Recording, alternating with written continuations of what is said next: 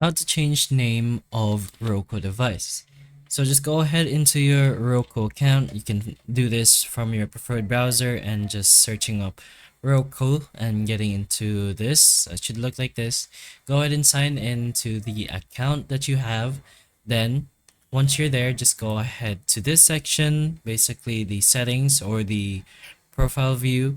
You can go ahead and see your devices. If it's not there yet, then you can just add it yourself.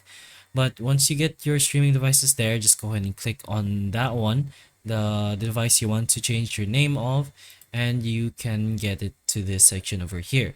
So you can see its serial number, when it was added, and the device details. So to change the name, just go and press on this pencil icon over here. Once you do that, this will pop out.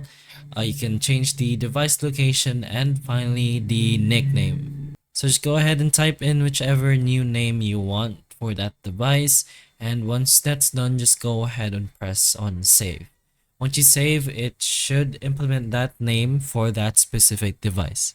But that's pretty much how you change a name of your Roku device. So hopefully the information of this video can help you, and if it can, please like and subscribe for more videos like this, and that's all.